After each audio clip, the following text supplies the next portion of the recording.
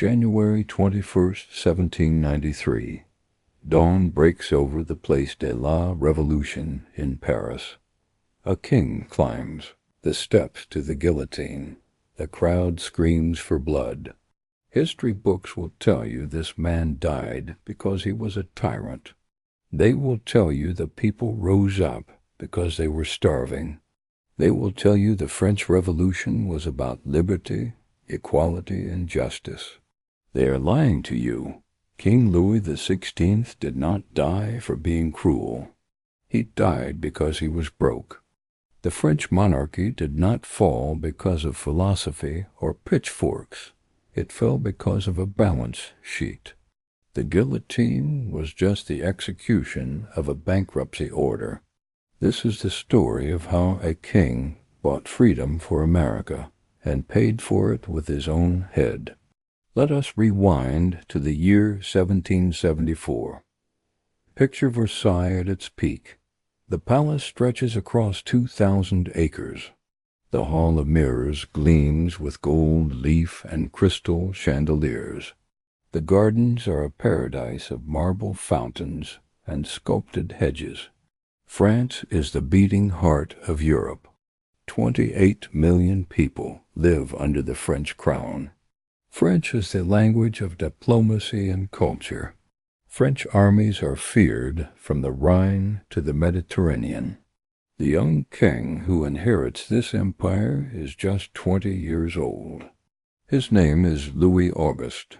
He is shy, bookish, and obsessed with locksmithing. He does not want to be a warrior king. He wants to be loved. But underneath the gold and the grandeur, the rot has already set in. France is the richest nation in Europe, but the French government is drowning in debt. The problem is structural, it is mathematical. It is a trap that was built over centuries. The French tax system is a medieval relic. The nobility owns most of the land but pays almost no taxes. The clergy owns 10% of France but is entirely exempt. The burden falls on the peasants and the merchants. They are taxed on their salt, their land, their doors, their windows. They pay tax on being born and tax on being buried.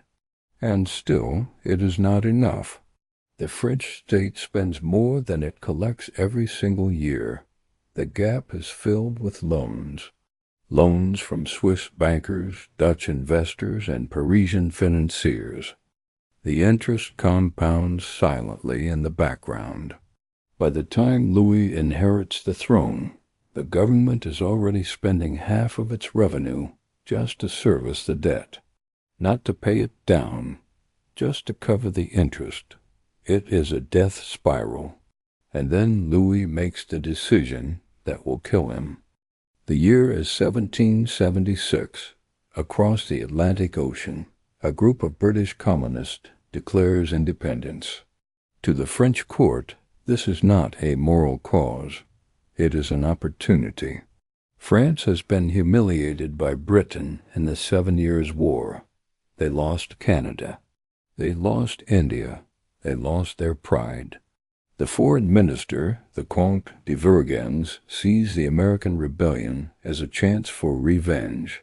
If Britain is distracted fighting its own colonies, France can strike back. At first, the aid is secret. Gunpowder flows through shell companies. Rifles are smuggled in wine barrels. French military advisors slip across the ocean under fake names. The Marquis de Lafayette sails to America at 19 years old. He fights alongside George Washington. He becomes a hero in two nations, and then in 1778, France makes it official. They sign a treaty of alliance with the United States. It is a declaration of war against Britain. The man in charge of financing this war is Jacques Necker. He is a Swiss banker. He is a Protestant in a Catholic country. He cannot hold the official title of minister, but he holds the power. Necker is a genius of public relations. He understands that the French people are already taxed to the breaking point. If he raises taxes to fund the war, there will be riots. So he makes a radical decision. He will fund the entire war through borrowing. He sells bonds. He sells annuities. He promises investors generous interest rates.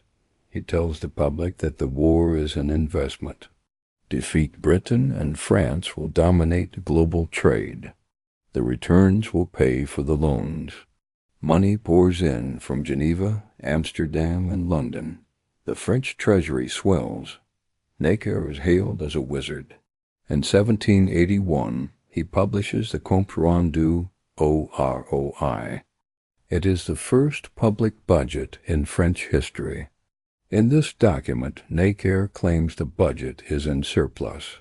10 million livres of surplus. It is a lie. He has hidden the war expenses. He has categorized the American war as an extraordinary expense, not part of the operating budget. The public believes him. The bankers believe him.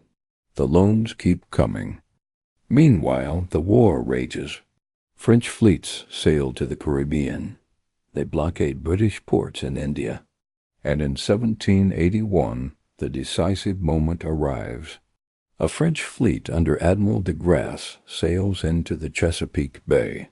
They cut off the escape route of British General Cornwallis. George Washington marched his army south. The British are trapped at Yorktown. Cornwallis surrenders.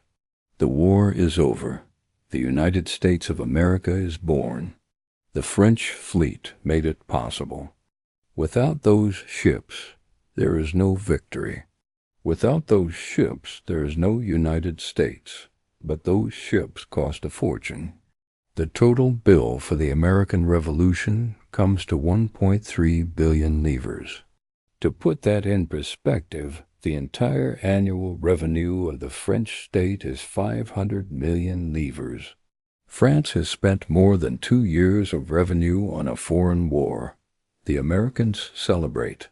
They write a constitution. They build a republic.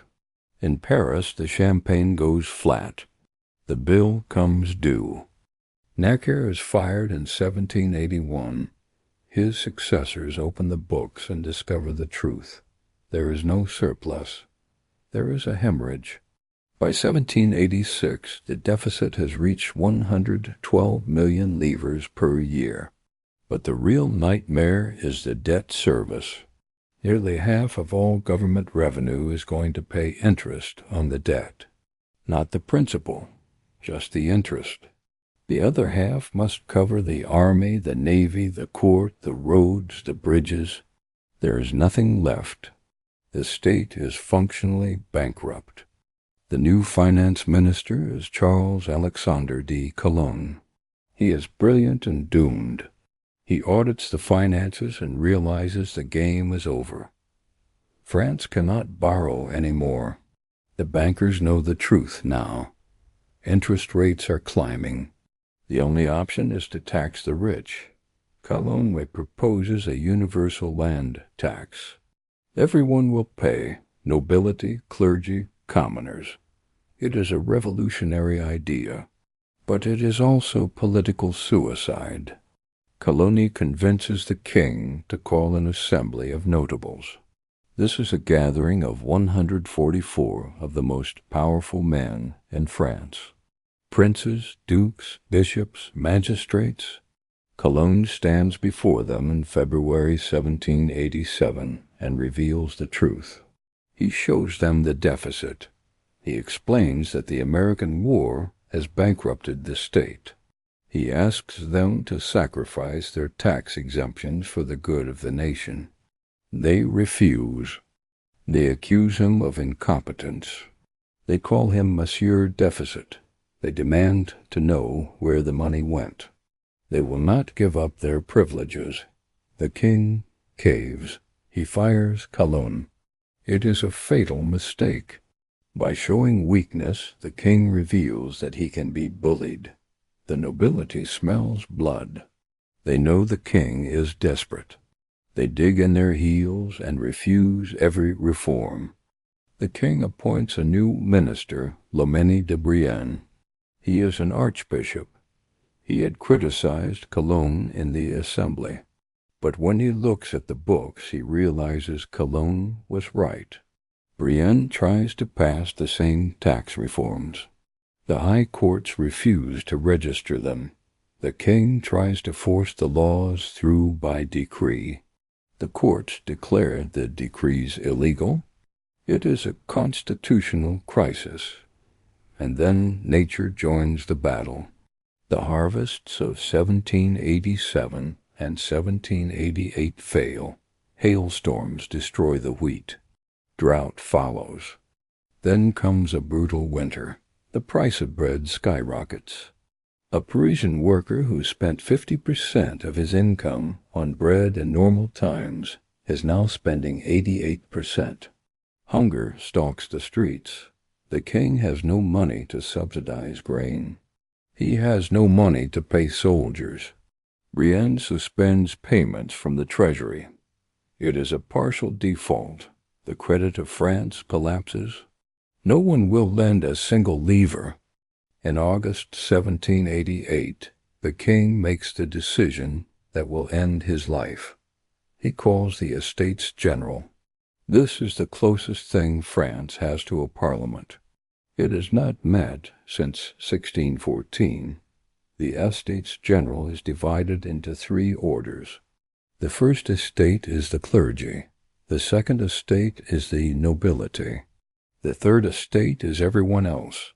The king hopes that by appealing to the nation, he can bypass the aristocracy. He does not realize he is opening a door he can never close. The elections unleash a wave of political energy. People write lists of grievances. They talk about taxes, corruption, and hunger. But underneath it all is a deeper realization. The system is broken. The Third Estate arrives at Versailles in May 1789 with fire in their eyes. From the first session, there is conflict. The Third Estate refuses to vote by order. If each estate votes separately, the clergy and nobility will always outvote them 2-1. They demand to vote by head. The king hesitates. Weeks pass. On June 17th, the Third Estate declares itself the National Assembly. They claim to represent the nation. It is a revolutionary act. 3 days later, they find their meeting hall locked. They believe the king is trying to dissolve them. They march to a nearby tennis court. There they swear an oath. They will not separate until they have written a constitution. The king is furious, but powerless. He orders the other estates to join them. But secretly he begins gathering troops around Paris, foreign regiments, Swiss and German mercenaries. The people of Paris see the soldiers and panic. They believe a massacre is coming. On July 11, 1789, the king fires Jacques Necker. Necker has been recalled to office a year earlier as a last hope. The people see him as their protector. When news of his dismissal reaches Paris, the city explodes. A young journalist named Camille Desmoulins leaps onto a table. He waves a pistol and shouts for the people to arm themselves. Crowds raid gunsmiths and burn tax barriers. On the morning of July 14th, a mob seizes 30,000 muskets from a military hospital, but they have no gunpowder. They know where the gunpowder is stored, the Bastille, a medieval fortress on the east side of the city, a symbol of royal tyranny. The crowd marched to the Bastille. They do not go to free prisoners. There are only 7 prisoners inside. They go for the powder. The governor refuses to surrender. The crowd cuts the chains of the drawbridge. Soldiers open fire. 98 attackers are killed. Then the French guards defect to the side of the people. They bring cannons, the governor surrenders. He is dragged into the street. The crowd beats him. They stab him. They cut off his head. His head is paraded through Paris on a pike. The king is at Versailles when the news arrives. A courtier wakes him. The king asks if it is a revolt. The duke replies with words that will echo through history. "No, sire, it is a revolution. The king has lost control of his capital. But the debt crisis that started the revolution is far from over. The National Assembly now holds power, but they also inherit the debt. The interest payments are still due. The soldiers still need to be paid. The people are still hungry." In November 1789, the Assembly makes a radical decision. They seize the lands of the Catholic Church. The Church owns 10% of all land in France. It is a vast reservoir of wealth. The Assembly declares that this land now belongs to the nation, but they cannot sell it all at once. The market would crash. So they create a financial instrument called assignats. These are paper certificates backed by the value of the church land. The idea is elegant. The government pays its debts with assignats. Creditors use assignats to buy church land. Once the land is sold, the assignats are destroyed. It is supposed to be self-limiting. But the printing press is too tempting. The government starts printing assignats to cover daily expenses. They lose discipline. The assignats mutate from land bonds into paper currency. And like all fiat currencies printed without restraint, they lose value. Inflation takes hold. Prices soar. The peasants who supported the revolution find their paper money buys less bread than the king's silver coins. By 1795, a loaf of bread costs 100 times what it cost in 1790. The assignats become worthless trash. People burn them for warmth. Meanwhile, the king is plotting. In June 1791, he tries to flee Paris in disguise. He hopes to reach the Austrian border and rally an army. He is recognized in the town of Varennes. He is dragged back to Paris in humiliation. The flight to Varennes destroys the last remnants of trust. The people now see the king as a traitor. In April 1792, France declares war on Austria and Prussia. The revolutionaries believe war will unite the nation. The king secretly hopes the French armies will lose and foreign powers will restore him. It is a gamble built on chaos. The war goes badly. French armies are disorganized. The Prussian army marches toward Paris. The Duke of Brunswick issues a manifesto threatening to burn Paris if the king is harmed. The threat backfires. On August 10, 1792, a mob storms the Tuileries Palace. The king's Swiss guards are massacred. Louis and his family flee to the National Assembly. They are arrested. The monarchy is abolished. The French Republic is born. The king is now just a citizen. They call him Louis Capet. In December 1792, he is put on trial. The charges list 33 crimes: conspiracy with foreign powers, massacring the people. But they do not mention the one act that made the revolution inevitable. No one talks about the American debt. No one mentions that he bankrupted his throne to fight for the liberty his judges now claim to represent. The radicals, led by Robespierre, argue that the king must die. They argue that his existence is a crime against the Republic. The vote is taken. By a narrow margin, the king is sentenced to death. On the morning of January 21, 1793, Louis is driven in a carriage to the Place de la Révolution. He he tries to speak. He says he dies innocent. He forgives those who condemned him. But the drums drown out his voice. He is strapped to the plank. The blade falls. The executioner holds up the severed head. The crowd roars. Vive la Republique! But the death of the king does not solve the debt. The war with Europe intensifies. The treasury bleeds faster. The printing presses roar day and night. Inflation spirals into hyperinflation. By 1795, people starve in the streets with pockets full of worthless paper. The financial chaos breeds political chaos. The reign of terror begins. Thousands are guillotined, and eventually from the chaos rises a dictator, a Corsican artillery officer named Napoleon Bonaparte. He restores order at the point of a bayonet. And what of the American debt?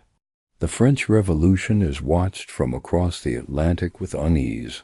When the French Republic is declared, a new ambassador arrives in Philadelphia, Citizen Genet. He demands immediate repayment of the war loans. France is fighting for survival. It needs the money now. George Washington faces an impossible choice.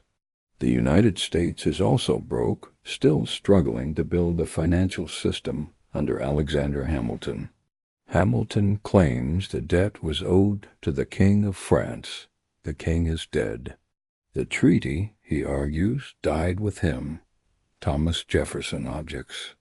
The debt, he insists, is owed to the French nation, not its ruler. The argument splits the cabinet. In the end, America resumes payments, but slowly. It refuses to join France's war against Britain. To the French, it feels like betrayal. The tension erupts into the quasi-war of 1798, as American and French ships clash in the Korean. Two republics born of liberty, firing over its bill. France does not recover quickly. Hyperinflation destroys middle-class savings. The Napoleonic Wars consume another generation of men and money. France does not return to financial stability until the 1870s, nearly 80 years after the Revolution began. 80 years to pay for a war that lasted barely 5. The American debt was the butterfly that caused the hurricane. 300 million livres spent at Yorktown became the deficit that toppled a throne. French officers who learned the language of liberty in Virginia carried those ideas back to Paris and turned them against their own king. Money borrowed in Amsterdam was spent in Philadelphia. It created a deficit in Versailles. That deficit ignited revolution in Paris. The revolution created Napoleon. Napoleon reshaped Europe, all because a king chose to help distant colonists fight for freedom. Louis XVI is remembered as weak, but in a strange way, he is a founding father of the United States. He provided the gold, the ships, and the soldiers that made independence possible. He sacrificed his treasury, and eventually his life, for a cause he barely understood. The stars and stripes fly because the lily of France withered. The French monarchy did not die on the guillotine. It died in the ledgers of the American War. The blade was only the final punctuation mark. Sovereignty is solvency. Control the money or the money will control you.